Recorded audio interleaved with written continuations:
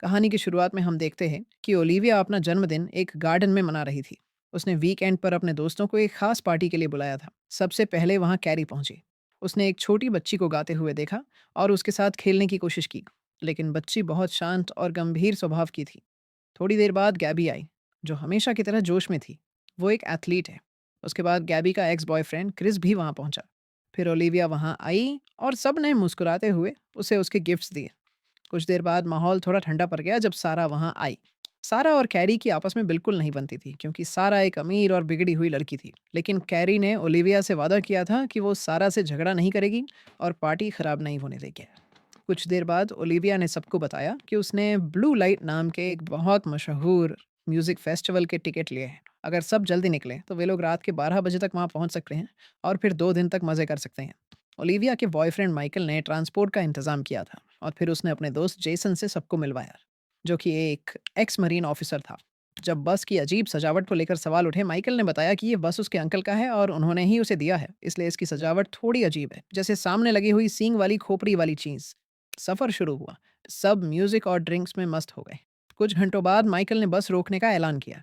बस एक petrol pump के पास रुकी, जहां 2 ट्रक ड्राइवरों ने लड़कियों को परेशान करना शुरू कर दिया। जब उनमें से एक ने गैबी को पकड़ लिया, तभी गैबी के बैग से उसकी एक पर्सनल चीज नीचे गिर गई, जिस पर ट्रक ड्राइवर और भी गंदे कमेंट्स करने लगे। तभी जेसन वहां आया और उसी चीज का इस्तेमाल करके ट्रकर्स को मारकर चुप कर दिया। फिर वे सब बस में लौट आए और वहां से निकल गए। सब अभी तक डरे हुए थे। तभी अचानक जेसन ने तेज रफ्तार में बस दौड़ाना शुरू कर दिया, क्योंकि उसने देखा कि पीछे से वही ट्रकर्स उनका पीछा कर रहे थे। सब घबरा गए क्योंकि बस ज्यादा तेज नहीं जा सकता था। जेसन ने सबको कसकर पकड़ने को कहा और एक तेज मोड़ लिया। अब वे लोग रास्ता भटक चुके थे, लेकिन ट्रकर्स से दूर निकल गए। फिर एक जगह रुककर सबने राहत की सांस ली। इतने डरावने हादसे के बाद सब जेसन की बहादुरी से बहुत प्रभावित हुए। कैरी उसे गले लगाकर थैंक यू कहना चाहती, लेकिन उसे पहले ही सारा आगे बढ़ी और उसे किस कर लिया। माइकल बस के पास आया और बस की हालत देखकर परेशान हो गया। कैरी ने कहा कि यह हादसा बहुत गंभीर था और उन्हें पुलिस को बुलाना चाहिए, लेकिन ओलिविया को पुलिस बुलाने से होने वाली देरी की चिंता होने लगी। बाकी सबने भी उसे सहमति जताई, खासकर इसलिए क्योंकि कोई नहीं चाहता था कि पुलिस उनका सामान चेक करे। सबके बर्ताव से परेशान होकर कैरी ने पुलिस को कॉल करने का इरादा छोड़ दिया। सारा ने माइकल से कहा कि रिपेयरिंग का जो भी खर्चा होगा वो दे देगी। गैबी ने एक दूसरा रास्ता ढूंढा, जो पहले वाले रास्ते से ज्यादा जल्दी पहुंचने वाला लग रहा था। सबको राहत मिली और वे फिर से बस में चढ़कर अपना सफर जारी रखने लगे। शुरुआत में सब कुछ ठीक चला, लेकिन धीरे धीरे मोबाइल नेटवर्क कमजोर होता गया। एक समय ऐसा आया कि कोई मैप नहीं देख पा रहा था। गैबी को पूरा यकीन था कि माइकल को राइट तरफ मुड़ना चाहिए। ओलिविया और इंतजार नहीं करना चाहती थी, इसलिए माइकल ने राइट मुड़ने का फैसला किया। रास्ते में कैरी को एक छोड़ी हुई कार दिखी, जो उसे अजीब लगी। तभी उसे एहसास हुआ कि जब से उन्होंने पुराना रास्ता छोड़ा है, तब से इस नए रास्ते में उन्होंने किसी को भी नहीं देखा है। गैबी को कैरी की नेगेटिव बातें पसंद नहीं आईं और उसने बात बदल दी। रात हो चुकी थी जब वे रास्ता पूछने के लिए एक बार पर रुके। क्रिस ने कहा कि वो साथ चलेगा, लेकिन वो नशे में था और वहीं गिर गया। बाकी लोग भी थके हुए थे, इसलिए सिर्फ कैरी ही माइकल के साथ बार के अंदर गए। जैसे ही वे अंदर गए, उन्हें बार का माहौल बहुत अजीब लगा। वेटर ने कहा कि इस रास्ते से आगे कोई दूसरा रास्ता नहीं है और उन्हें वापस मुड़कर हाईवे पर लौटना चाहिए। जब उन्होंने कुछ खाने का ऑर्डर देना चाहा, तो वेटर ने कहा कि बार बंद है, जबकि साफ दिख रहा था कि ये झूठ था। माइकल को वहां के लोगों पर गुस्सा आने लगा। कैरी को डर लगने लगा और उसने तय किया कि उन्हें जल्दी से वहां से निकल जाना चाहिए। रास्ते में कैरी ने एक जाना पहचाना ट्रक जाते देखा, लेकिन उसने किसी को शक न हो इसलिए कुछ नहीं कहा। बस पर लौटने पर जेसन ने बताया कि मैप में भी वही दूसरा रास्ता दिख रहा है। उन्हें बदतमीज वेटर की बातों पर यकीन नहीं करना चाहिए, बस सीधे चलते रहना है, तब तक जब तक वो फिर से हाईवे पर न पहुंच जाए। सबने हामी भरी और सफर जारी रहा। लड़कियां आपस में गेम खेलने लगे। तभी एक जोरदार आवाज ने सबको डरा दिया। ऐसा लगा जैसे बस किसी चीज से टकरा गया हो, लेकिन माइकल ने कहा कि उसने कुछ नहीं देखा। कैरी को शक हुआ कि शायद कोई इंसान था, इसलिए उसे चेक करना चाहिए। गैबी चिल्लाई और बोली कि कैरी पागल हो गई है। माइकल ने फौरन वहां से निकलने का फैसला किया, लेकिन अब बस स्टार्ट ही नहीं हो रहा था। वो घबरा गया और अंकल की बात करने लगा। ओलिविया ने अपने बॉयफ्रेंड को शांत करने की कोशिश की। तभी माइकल ने बताया कि उसने बस बिना पूछे ले ली थी, उसके अंकल ने कभी इजाजत दी ही नहीं थी। जब कोई और रास्ता नहीं बचा, तो माइकल ने एक टॉर्च उठाई और बाहर जाने का फैसला किया। सड़क पर बहुत अंधेरा था और माइकल को ठीक से कुछ दिखाई नहीं दे रहा था। उसने बस के आगे जाकर देखा तो वहां किसी टक्कर का कोई निशान नहीं था। उसे लगा कि शायद वो कोई पेड़ की डाली रही होगी। माइकल ने बस के नीचे भी झांक कर देखा, लेकिन वहां भी कुछ नहीं था। फिर जेसन ने इंजन स्टार्ट किया ताकि माइकल ठीक से जांच कर सके। तभी बस अचानक चालू हो गई और सब खुशी से चिल्ला उठे। बस माइकल चुप था, जैसे उसने कुछ अजीब देख लिया। ओलिविया उसे जाते हुए देख रही थी और से डर के मारे चीखने लगी। सबने पूछा क्या हुआ, पर ओलिविया डर के मारे कुछ बोल भी नहीं पाई और बेहोश हो गई। जेसन उसे संभाल ही रहा था कि तभी किसी जानवर जैसी डरावनी आवाज सुनाई दी। जंगल से कई अजीब अजीब आवाजें आने लगी, जैसे बहुत सारे लोग मिलकर माइकल का नाम ले रहे हों। जेसन भी डर गया था, लेकिन फिर उसने हिम्मत जुटाई और धीरे धीरे बस के सामने जाकर देखने लगा। उसने साइड विंडो से अंदर आकर कहा कि उसे कुछ दिखाई दे रहा है, लेकिन उसने ये नहीं बताया कि वो क्या है। जैसे जैसे वो पास गया, एक भयानक खांसी जंगल में गूंज उठी। फिर वही आवाज और से मैकल का नाम लेने लगी। जेसन उस आवाज की दिशा समझने की कोशिश कर रहा था, लेकिन वो हर बार अलग तरफ से आने लगती थी, जैसे किसी ने उसे चारों ओर से घेर लिया हो। तभी उसका मोबाइल टॉर्च अचानक बंद हो गया और एक पल के लिए माइकल का चेहरा सामने आया, मगर अब वो इंसानों जैसा नहीं लग रहा था। बस के अंदर लड़कियों ने गोलियों की आवाज सुनी। वो डर के मारे नीचे झुक गईं। उन्हें समझ नहीं आ रहा था कि गोली कौन चला रहा है, जेसन या कोई और। कैरी ने हिम्मत करके खिड़की से झांकने की कोशिश की। उसने खिड़की पर हाथ रखा, लेकिन तभी किसी और के हाथ उसके हाथों को छूने लगे। कैरी डर से उछल गई और तभी बस का दरवाजा तेजी से खुल गया। बाहर सिर्फ अंधेरा था। तभी जेसन दरवाजे पर दिखाई दिया। उसका हाल बहुत बुरा लग रहा था और तभी कोई भयानक ताकत उसे खींचकर बाहर ले गई। उसके पास बस इतना वक्त था कि वो चिल्लाकर बोल सका, भागो। लेकिन लड़कियों ने भागने के बजाय उल्टा किया। गैबी ने पूरी ताकत से दरवाजा बंद किया और बाकी लड़कियों ने खिड़कियां बंद कर दी। शोर भी तभी रुका, लेकिन ये शांति ज्यादा देर तक नहीं टिक पाई। सारा हैरान रह गई जब उसने देखा कि सारी खिड़कियां फिर से खुल गई थीं और दरवाजा भी पूरा खुला रहा, जैसे किसी ने अभी बंद ही ना किया हो। सारा ने जल्दी से स्टीयरिंग पकड़ा और इंजन स्टार्ट किया ताकि वो वहां से निकल सकें। लेकिन बस थोड़ी ही दूर चला और अचानक रुक गया। फिर किसी चीज ने बस को पीछे की तरफ खींचना शुरू कर दिया। कैरी को समझ नहीं आया कि क्या हो रहा है। तभी इंजन बंद हो गया और सबको एहसास हुआ कि बस उसी जगह पर वापस आ गया है जहां से निकले थे। अब बस दोबारा स्टार्ट भी नहीं हो रहा था। तीनों लड़कियां डर और मायूसी में एक दूसरे से लिपट गईं और तभी उन्हें ध्यान आया कि सब कुछ फिर से अपने आप बंद हो चुका है। तब गैबी ने एक वजह ढूंढने की कोशिश की और एक थ्योरी बनाई। उसे लगा कि उनके दोस्त जेसन और माइकल इस ट्रिप से पहले से एक दूसरे को जानते थे और शायद ये सब कुछ उन्होंने पहले से मिलकर प्लान किया हो। कैरी को ये बात बकवास लगी, क्योंकि उसे लगता था कि माइकल अपनी गर्लफ्रेंड के साथ ऐसा नहीं कर सकता। लेकिन गैबी ने बताया कि शायद ओलिविया भी इस प्लान में शामिल हो। आखिर वो सोशल मीडिया पर प्रैंक्स के लिए फेमस थी और उसने ही कहा था कि ये वीकेंड कभी ना भूलने वाला खबर, जो अब एक डरावना सच बनता दिख रहा था। धीरे धीरे सारा को भी शक होने लगा। उसे भी अजीब लगा कि सिर्फ ओलिविया ने ही देखा कि माइकल के साथ क्या हुआ। और फिर उसी वक्त उसका शौक में चले जाना, ये सब कुछ ज्यादा ही आसानी से और सही वक्त पर हुआ लग रहा था। गैबी ने यह भी कहा कि हो सकता है कि ब्लू लाइट के टिकट भी नकली। कैरी अब खुद भी यकीन करने लगी थी और गुस्से में आकर ओलिविया को थप्पड़ मारने जा रही थी, लेकिन गैबी ने उसे रोका और बोला कि ओलिविया को सिगरेट के धुएं से हमेशा उल्टी आती है। अगर वो धुआं नहीं झेल पाई, तो मतलब ये सब सच नहीं था और बस एक मजाक था।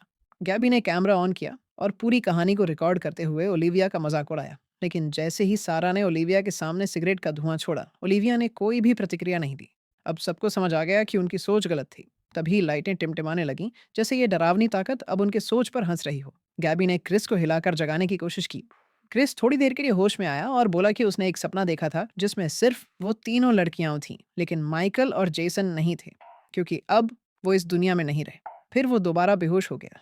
सारा ने बोला कि शायद उसने नींद में हमारी बातें सुन ली होंगी। अब भी उस रात की घटनाओं को समझने की कोशिश करते हुए गैबी ने बोला कि हो सकता है ये सब किसी जंगली जानवर की वजह से हो रहा हो। तभी कैरी को ट्रक ड्राइवर्स की बात याद आई और उसने बताया कि उसने बार के बाहर वही ट्रक देखा था। सब उस पर नाराज हो गए कि उसने पहले क्यों नहीं बताया, लेकिन किसी को नहीं लगा कि वो ट्रक वाले इतनी बड़ी प्लानिंग कर सकते हैं। गैबी को फिर से अपने दोस्तों पर शक होने लगा। फिर तीनों आपस में झगड़ने लगे और एक दूसरे को बुरा भला बोलने लगे। तभी उन्हें ओलिविया की आवाज़ सुनाई दी। ओलिविया एकदम शांत खड़ी थी और किसी से अपने मोबाइल पर बात कर रही थी, जैसे कुछ हुआ ही नहीं। कैरी ने उसे फ़ोन मांगा ताकि मदद के लिए कॉल कर सके, लेकिन ओलिविया ने कुछ नहीं कहा और पीठ घुमानी। बाकियों ने अपने अपने फ़ोन चेक किए, लेकिन किसी के पास भी नेटवर्क नहीं था। उन्होंने दोबारा ओलिविया की तरफ देखा, लेकिन अब वो वहाँ थी ही नहीं। बस उसका मोबाइल वहीं पड़ा था और तभी फ़ोन की घंटी बजी। स्क्रीन पर नाम था माइकल।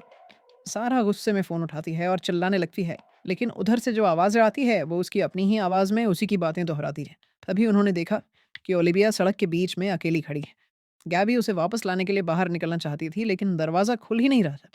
ओलिविया धीरे धीरे दूर जाने लगी और बोल रही थी कि वो अकेली आई है, जैसे माइकल ने कहा था, और अब वे दोबारा साथ हो सकते हैं। बस के अंदर से तीनों लड़कियां उसे देख रहे थे, लेकिन ओलिविया के आसपास कुछ अजीब सी परछाइयां दिख रहे थे। लेकिन तभी वो डरावनी परछाइयां हैप्पी बर्थडे गाने लगे।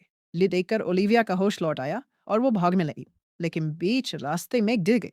तभी उस पर एक घना कोहरा छा गया और उसके दोस्त उसे देख नहीं पाए। फिर वो उठी और बस की तरफ दौड़ी, लेकिन दरवाजा नहीं खोल पाई। लेकिन लड़कियों को कुछ और ही दिखना था। उन्हें सड़क पर एक और ओलिविया दिखी, जो बिल्कुल वही इशारे कर रही थी जैसे असली ओलिविया कर रही थी। फिर जब ओलिविया दरवाजा जोर जोर से पीटने लगी और अंदर आने की मिन्नत करने लगी, तब उन्हें समझ आया कि कुछ गड़बड़ है। गैबी उसकी रोने की आवाज से टूटने लगी, लेकिन सारा ने दरवाजा खोलने में ही दिया। किसी को नहीं पता था कि असली ओलिविया कौन है।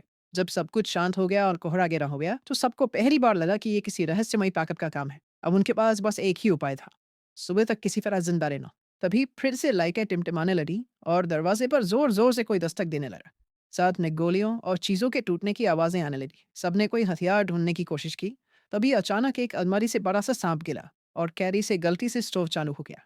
एक कपड़े में आग लग गई, लेकिन सारा ने तुरंत फायर एक्सटिंग्विशर से आग बुझा दी। अब गैबी टूट चुकी थी। उसने अकेले ही बाहर जाकर मदद लाने का फैसला किया। उसका पैर जख्मी था, लेकिन वो ग्रुप की सबसे तेज दौड़ने वाली लड़की थी। वो जल्दी से कुल्हाड़ी उठाकर दरवाजा खोलती है और बाहर ओलिविया की हालत देखकर चीख उठती है। उसे बहुत अफसोस होता है कि उसने अपनी दोस्त को अंदर नहीं आने दिया। गैबी बाहर चली गई और बाकी दोनों लड़कियों ने मिलकर बस को पूरी तरह से बंद कर दिया। उनका प्लान था कि वो गैदी के लौटने तक अंदर ही रहे। उम्मीद थी कि वो मदद के साथ लौटेगी। जब लाइट चली गई तो उन्होंने टॉर्च की बैटरी बचाने के लिए मोमबत्तियां जलाईं। लेकिन वहाँ अजीब बात यह थी कि हवा न होने के बावजूद बार बार लौ बुझने लगती थी। फिर बस के डैशबोर्ड पर एक स्क्रीन से उठी। उसमें बस का अंदर का मजा बिखरा था, लेकिन उस वीडियो में सिर्फ सरा दिख रही थी, कैरी कहीं नजर नहीं आ रही थी। स्क्रीन पर एक और परछाई दिखी और राहत की बात यह थी कि वो क्रिस था। क्रिस उठते ही मजाक करने लगा। जब लड़कियों ने उसे सब कुछ बताया तो वो हंस पड़ा और किसी की बात पर भरोसा नहीं किया। लेकिन तभी फिर से डरावनी आवाजें आने लगी। मसबत वो से बात हुई है।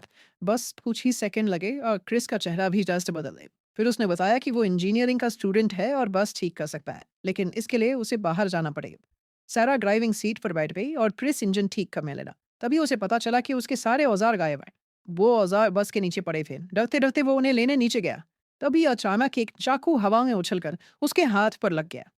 क्रिस दर्द से चिल्लाया, लेकिन कैरी उसे खींच कर बाहर लाई और उसका हाथ बांध दिया। इसके बाद इंजन स्टार्ट हो गया और सबने राहत की सांस ली। लेकिन खुशी ज्यादा देर नहीं ली। सारा ने देखा कि टैंक में फ्यूल नहीं है। कैरी ने कहा कि जेसन में रिजर्व टैंक भरा था, तो वो दोनों टैंक लेने निकल पड़े। उधर बस का दरवाजा खुद ब खुद खुल गया। सारा में ओलिविया की आवाज़ें स्माइल इन। वो पागल नहीं होना चाहती थी, इसलिए उसने अपने कान बंद कर लिए। चलते-चलते कैरी ने माफ़ी माँगी कि उसने कभी नहीं पूछा क्रिस क्या पढ़ रहा है। उसे हमेशा बस मज़ाक करने वाला लड़का ही समझा गया। किसी को नहीं पता था कि उसमें कितना टैलेंट है। क्रिस ने भी माना कि ग्रुप ने कभी उसकी परेशानियों पर नहीं समझा। कैरी को तो ये भी नहीं पता था कि क्रिस के पापा की मौत कैंसर से हुई थी। कैरी और क्रिस टैंक लेकर आ गए और फिर उन्होंने फ्यूल भर दिया। दरवाज़ा खुला होने के बाद ये उन्हें सारा की चीखें सुनाई नहीं। इस वक्त तक सारा को सब कुछ दो-दो दिखाई देने लगा। उसने एक परछाई देखी और डर के मारे चाकू उठा लिया। जब वो हमला करती है तो उसे समझ आता है कि उसने गलती से कैरी को घायल कर दिया। कैरी पहले शांत रही, लेकिन जैसे ही उसने अपने गाँव को देखा वो चिल्ला उठी। क्रिस दौड़ता हुआ आया, लेकिन दरवाजा अपने आप बंद हो गया। अब वो भी दरवाजा पीटने लगा, ठीक वैसे ही जैसे पहले ओलिविया कर रही थी। लड़कियां डर और पछतावे के बीच जमी रहीं। उसी वक्त दूर से हेडलाइट्स दिखाई दी। एक गाड़ी आ रही थी। क्रिस उसकी ओर दौड़ पाया। सारा ने कैरी से माफी मांगी। कैरी ने बोला कि ये उसकी गलती नहीं थी। जो कुछ भी हो रहा है वो किसी रहस्यमयी ताकत का काम है। लूसी और जैसे ही क्रिस उस गाड़ी के पास पहुंचा, उसकी लाइटें अचानक बंद हो गई। फिर जब लाइटें दोबारा जली तो उनकी रोशनी ऐसी लग रही थी जैसे दो डरावनी आंखें उसे ढूंढ रही हैं। क्रिस भागने की कोशिश करने लगा, लेकिन अक्का टाल नहीं सका। वो उस गाड़ी के आगे टंगे डरावने सींगों में फंस गया और उसके दोस्त बस उसका भयानक अंत देखते रह गए। थकी हुई कैरी सीट पर लड़खड़ाते हुए पहुंची और सो गई। जब उसकी नींद खुली तो उसे अपने जिंदा बचने की उम्मीद खत्म सी लगने लगी। सारा ने कहा कि जल्दी मर जाना, क्रिस के पापा जैसी लंबी तकलीफ से बेहतर है। कैरी को याद आया कि वो तो उस वक्त पास भी नहीं थी जब क्रिस ने यह बात बताई थी। उसने हैरानी से पूछा, तुम्हें ये सब कैसे पता? अगले ही पल सारा का बर्ताव बदल गया। उसने कैरी की गर्दन पकड़ ली और बराबरी आबाहू निभाई। फिर एक पल ने वो दूर खड़ी दिखी। जब असली सारा कमरे से बाहर आई तो लगने लगा कि शायद ये सब सपना था, लेकिन तभी सारा ने फिर से वही चाकू निकाला और कैरी पर हमला कर दिया। अब कैरी को समझ नहीं आ रहा था कि क्या असली है और क्या नहीं। तभी अचानक रेडियो अपने आप चालू हो गया और उसमें से उसी छोटी बच्ची की आवाज़ें आने लगी जो गाना गा रही थी। गुस्से में आकर कैरी ने रेडियो तोड़ दिया। तभी सारा ने देखा कि कैरी की गर्दन के पास एक रहस्यमयी पंचकोण का टैटू बना हुआ है। दोनों के बीच अब शक और डर बढ़ने लगा। फिर वो कोहरा बस के अंदर घुस आया और हर चीज को धीरे धीरे बचने लगा। कैरी और सारा ने बाहर भागने का फैसला लिया, लेकिन जैसे ही कैरी बाहर निकले दरवाजा खुद ब खुद बंद हो गया और सारा अंदर ही रह गई। कैरी ने खिड़की से देखा कि कोहरे ने सारा को अपनी पकड़ में ले लिया और फिर वो कुचल गई।